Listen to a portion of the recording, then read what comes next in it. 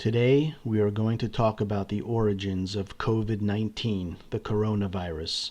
In this video, we will explore the controversial but true origin of this virus and how we came to where we are today. Please listen with an open mind, and by the end of this video, you'll know the truth. There has been a distinct lack of information about how the coronavirus originated and how it came to be the most significant event in recent memory. It's hard for the average American to learn the real news and the truth behind this event, as the actual story does not paint China in a good light. The American media is very hesitant and in most cases unwilling to disseminate the facts and are still trying to downplay or cast doubt on what we all know to be true. Overall, this is a very newsworthy story. It has elements of salaciousness, intrigue, and outrage. The type of story the media would normally jump on because it will get ratings and sell papers. So why is the biggest story in recent memory not getting the coverage that it deserves? Americans are so busy trying to survive day to day, living paycheck to paycheck, trying to balance their work and personal lives in this fast-moving and hectic society. They don't have the time to investigate or to try to reason such questions. And most Americans don't realize that most of our media outlets like CNN, MSNBC, ABC News, and Bloomberg News are owned by a small handful of corporations. These corporations like AT&T and Comcast and Disney make untold billions of dollars in China. And they know that if they were to print or to disseminate information that would paint China in a bad light, they would be cut out of these Chinese markets, which would cost them billions. For example, Comcast, the owner of NBC News, is trying to build a universal theme park in Beijing. They know that any negative news that they report on China will result in this deal being shut down by the Communist Party. It's a common practice for China to play this type of hardball.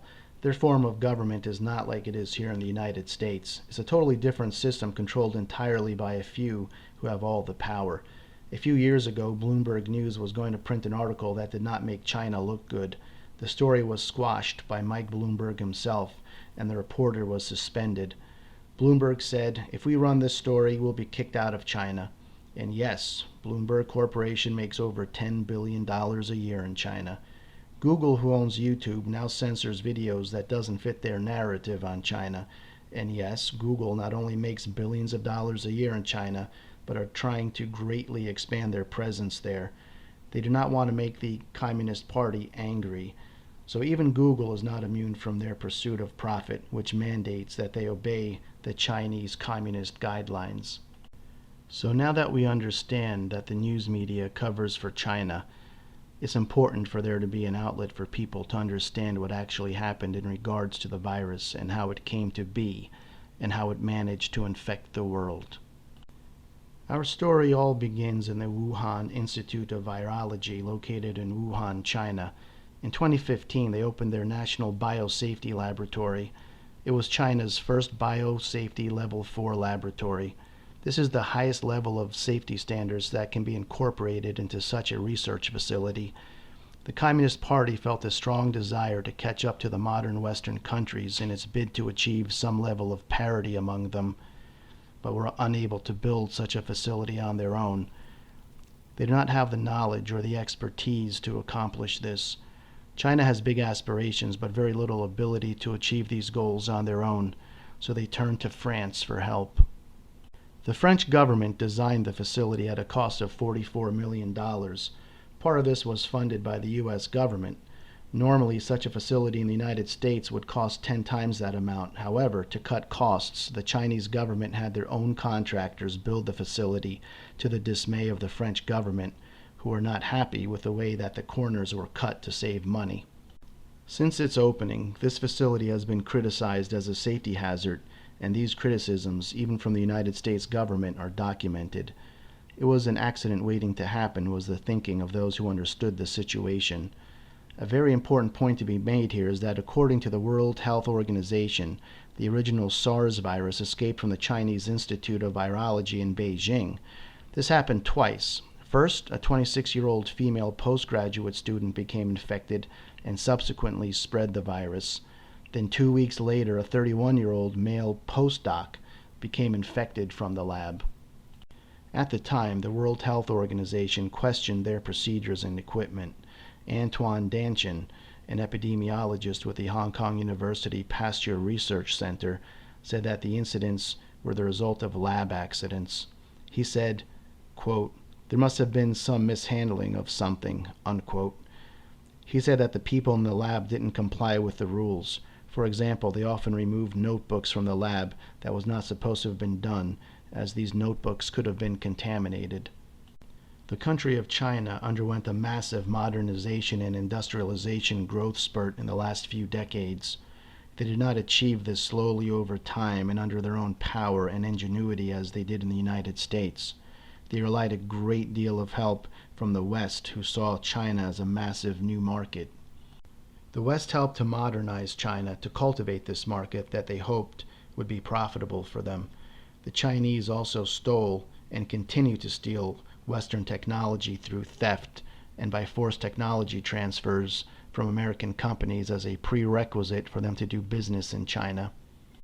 The problem with this accelerated modernization is that while their country is attempting great things like virus research and space exploration, the country as a whole has not reached a point commensurate with the technology that they now possess. It's like taking a child who did not yet graduate grade school and put him in charge of a nuclear submarine. Without constant supervision, that child is likely to cause a disaster on that submarine. In light of this, for the last 5 years, with American funding, the Wuhan Virology Lab was busy collecting bat coronavirus samples, including the specific bat virus that is responsible for the current pandemic. This particular bat is only found hundreds of miles away from Wuhan. And as a side note, no bats of this kind were ever sold in the Wuhan wet market. People who work at the wet market report that no bats of any kind were sold at the wet market.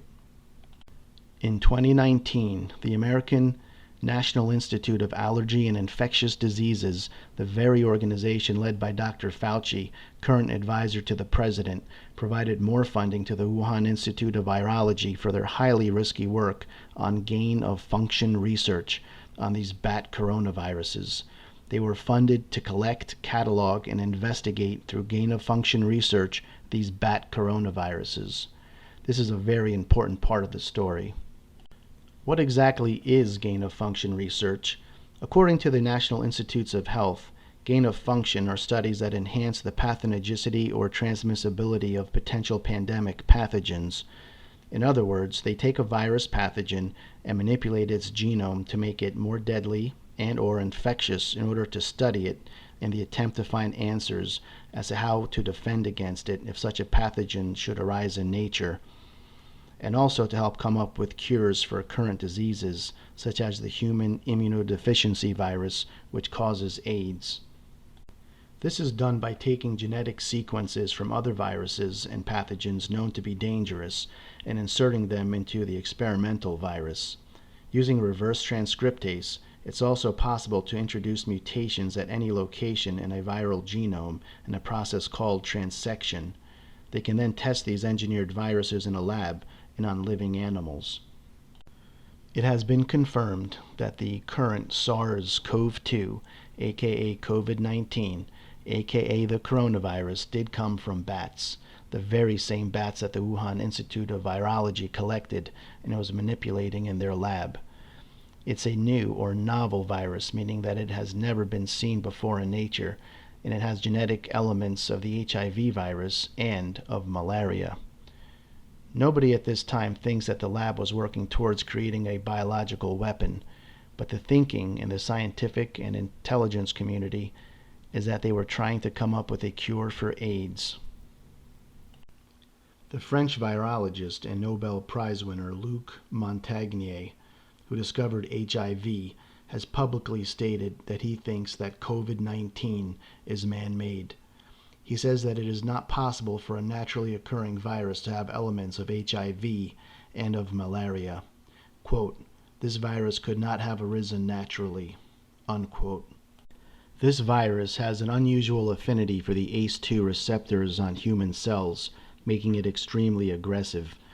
It's able to easily enter human cells with ACE2 receptors such as the lung cells, blood vessel inner wall cells, and the heart and kidney cells. Its ability to infect human cells is uncanny and is able to wreak havoc in the human lungs, causing suffocation, the heart causing cardiomyopathies, and the inner blood vessel lining cells causing problems with blood clotting. All three of these effects have been seen very frequently to be causing permanent damage and death in those affected by this engineered virus. COVID-19 is able to infect human cells in a way that scientists have never seen before. Peter Daszak is the president of EcoHealth Alliance Incorporated, which is the nonprofit responsible for overseeing the research the U.S. government was funding in the Wuhan lab. In the National Institutes of Health project description written years ago, he stated that they will use S-protein sequence data, infectious clone technology, in vitro and in vivo infection experiments, and analysis of receptor binding on these coronaviruses. This means that they were going to modify the genome of these bat viruses, especially as it relates to its ability to bind to human cells. According to Richard Ebright, an infectious disease expert at Rutgers University, home of the Waxman Microbiology Institute, this project description refers to experiments that would enhance the ability of bat coronaviruses to infect human cells and lab animals using techniques of genetic engineering. Ebright has been a vocal opponent of gain-of-function research because of the risks it represents for creating a pandemic through accidental release from a lab. What the U.S. intelligence community now believes happened is that due to the lax and inadequate safety systems in place at the Wuhan virology lab, one of the technicians unknowingly became infected. He was patient 0. He was the first person to be found by the Chinese hospital system to have this strange virus. He's the person that brought this virus out into China. It is an accepted fact that the Wuhan wet market was not the origin of the virus. That has already been determined. The first cases of the disease had no connection at all to this wet market, so the most likely source was the nearby virology lab, just a few miles away, that were working with and manipulating the very virus that now ravages the world. The wet market was just a convenient scapegoat. Remember, the bat that this virus came from is not found within hundreds of miles of this wet market, and according to workers and witnesses, no bats were actually sold at this wet market. As the first few cases started to appear, the Chinese Communist Party knew what was going on. One of the first doctors to recognize this as a major threat was Dr. Li Wenliang. He was one of the first whistleblowers. He warned his colleagues that something strange was appearing and that it was dangerous, and to start using personal protective equipment when seeing these strange pneumonia cases. Dr. Wenliang was arrested and silenced. The Communist Party did not want the world to understand what was happening, and they knew that they must contain this problem as quickly as they could to prevent the world from knowing the truth.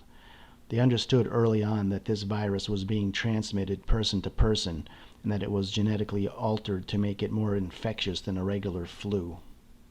At the same time, they told their public relations organization, the World Health Organization, that it was not infectious. The head of the World Health Organization went along with it, even though he most likely knew the truth. Dr. Tedros told the world that the virus was not infectious and not to restrict travel from China.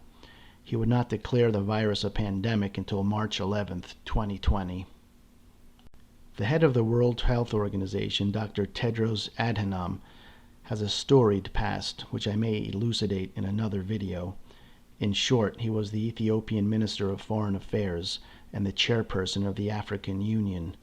He served in the Ethiopian People's Liberation Front, a radical and violent socialist party that was designated a terrorist group responsible for torture and human rights abuses. He was instrumental in facilitating China's migration of Chinese companies into Ethiopia. While Tedros was the Minister of Health in Ethiopia, he covered up several epidemics. Outbreaks of cholera was classified by him as acute diarrhea, despite the fact that stool samples tested positive for cholera. He did not want to associate Ethiopia with the word cholera. In Tedros, China found a sympathetic Marxist with no ethics. someone who they would get along with perfectly. In 2017, Tedros named Zimbabwe President Mugabe as the World Health Organization's Goodwill Ambassador. Mugabe is the notorious dictator and Leninist. Why would he put Mugabe in this position? It turns out that Mugabe is connected with China and was instrumental in helping China move into Africa. It is known that Tedros elevated Mugabe as a favor to China, who was instrumental in securing Dr. Tedros' position as the head of the World Health Organization. Tedros was the perfect person to run interference for China, as the world was kept in the dark. The world was questioning what was happening, and little to no information was coming out of China. And the little information that was given was false. What the world did see was China locking down Wuhan, a city of 11 million people, with extreme measures, welding people into their homes where they were left to starve to death, dragging people out of their homes and throwing them into the backs of cars to be taken to detention centers against their will. Complete lockdown and quarantine was then placed on over 600 million people across their country. It was the most extreme mitigation effort ever seen in humankind. This is not something that any government would do for a regular flu or for something they were not sure about. They did this because they knew exactly what they were dealing with. They knew that this was an engineered virus that no person on Earth had an immunity to. It was something that could spread unchecked. As the Communist Party stopped all air travel from Wuhan to the rest of China, they suspiciously did not stop air travel from Wuhan to the rest of the world. This allowed hundreds of thousands of infected Chinese citizens to infect the planet. Perhaps they did not want to be the only country in the world to be infected with this virus, as that would put China in a distinct disadvantage on the world stage. This is a question that must be asked. While China kept the world in the dark, they used this time of confusion to import personal protective equipment from around the world. They literally bought up all available PPE and stockpiled it for themselves. As the virus ravaged the world, people started asking questions as to its origins. As questions grew across world governments, the Chinese Communist Party proceeded to destroy samples of the virus, destroy records in the Wuhan virology lab, and those that worked in the lab mysteriously disappeared. Further, the genome sequence of the virus has not been shared publicly, and information on asymptomatic silent carriers have been kept secret. And lastly, live virus samples from the first batch of coronavirus cases, which are vital to the development of a vaccine and to help indicate the origins of the virus, have not been handed over. As the world demands an open international investigation, China still refuses.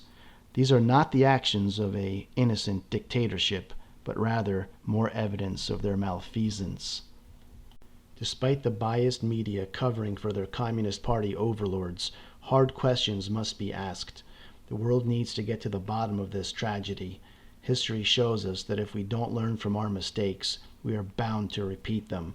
The world needs to learn about what happened for the sake of humanity, for this can easily happen again if we don't take precautions.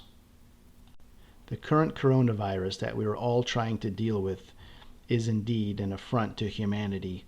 Most people don't understand the true nature of this virus and what it does inside the human body. We can all agree that what happened in the last several months was among the worst things that has happened to humanity. But if we are not careful, and if we don't ask the right questions and take the proper actions, we may experience even greater threats to our fragile yet precious world. Thank you for watching this video. I hope you found it to be elucidating. If you liked it, please hit the like button and the subscribe button and share it. Take care, be safe, and God bless.